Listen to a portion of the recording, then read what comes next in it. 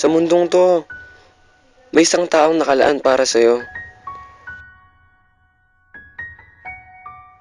Yung taong makikilala mo sa hindi pinaka-inaasahang pagkakataon.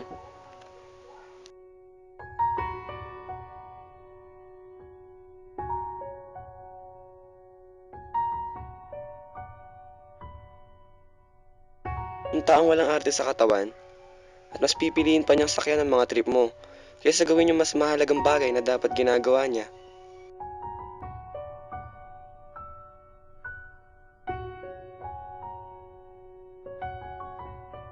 Gagawin niya yun para lang mapasaya ka at maramdaman mong hindi ka nag-iisa.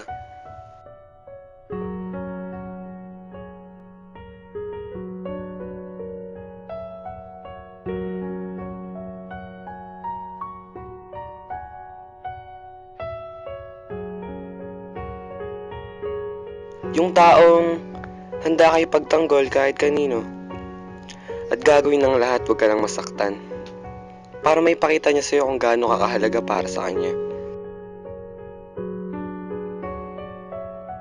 At para sa akin, siya yung taong yun, ang napagpapatibok ng puso ko, ang dahilan kung bakit ako ngumingiti ngayon, at ang dahilan kung bakit laging buo ang araw ko. Hindi man siya yung pinaka-perpektong babaeng hinahanap ng nakakarami. Okay lang, basta ang mahalaga, ay masaya ako kapag kasama ko siya.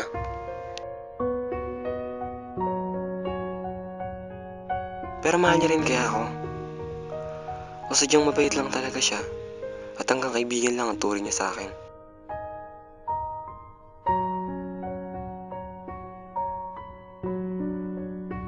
Pero hindi eh.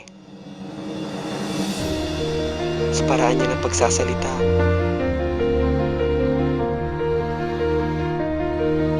Pagtawa. At maging sa mga kilos niya. Ang lahat ng ito ay parang panaginip na. Sa mga panahong yun, naramdaman kong hindi ako nag-iisa. Nakaramdam ako ng kahit konting pagpapahalaga.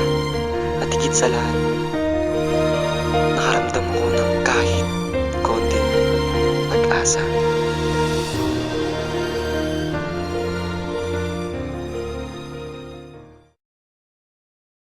Pero paano kung yung taong yun, isang araw, bigla na lang mawala? At iwan ka na lang na parang di ka niya nakilala.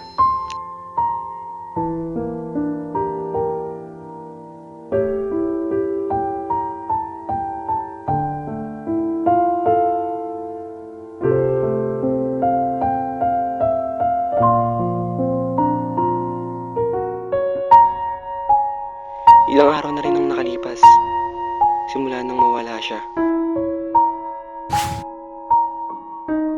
At isang tanong pa rin ang umiikot sa isip ko. Bakit?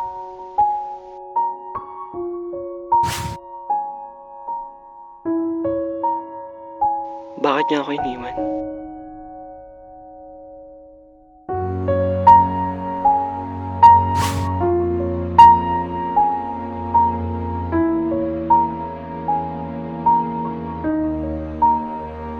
Bakit bigla na lang siyang nawala?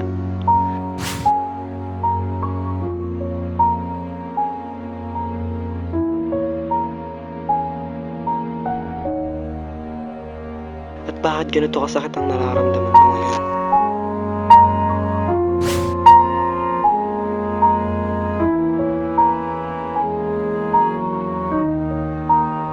Ang dating mga ngiti na palitan ng mga luha. Hindi ko na alam ang gagawin ko. Basta ang gusto ko lang mangyari ngayon, makita at makausap siya.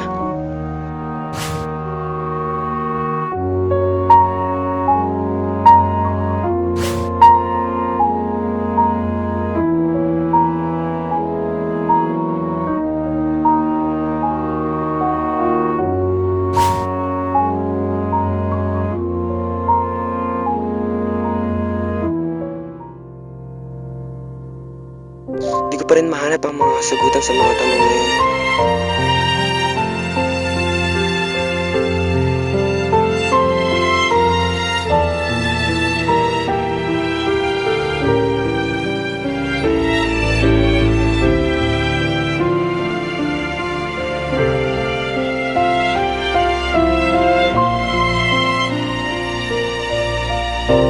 Basta ang alam ko, gusto ko siyang makita ngayon at makausap.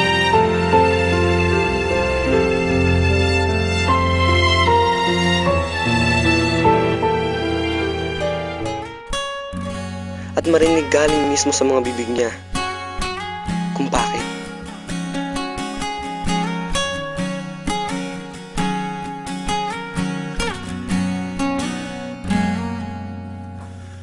Hawakan mo ang kamay ko. Minsan di mo lang talaga maintindihan ang takbo ng isip ng isang tao. Yung akala mong siya na, pero hindi pa pala. Pakinggan mo ang Yung akala mo sasamahan ka na niya, pero sa huli, iiwan at iiwan ka rin pala niya. di mo ba pansin. Yung akala mo siya na yung dahilan ng pagngiti mo pang habang buhay. Ngayon, siya na yung dahilan kung bakit ka lumuluha.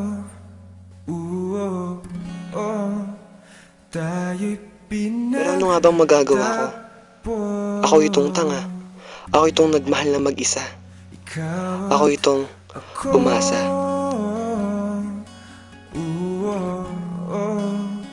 Di na muling magkakalayo.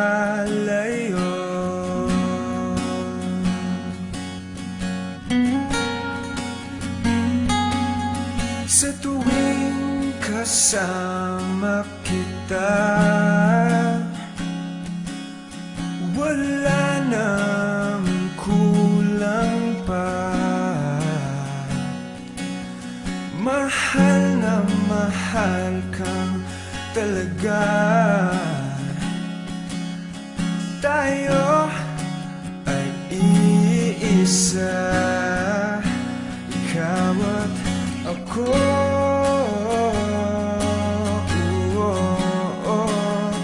Tayo'y pinagtagpo,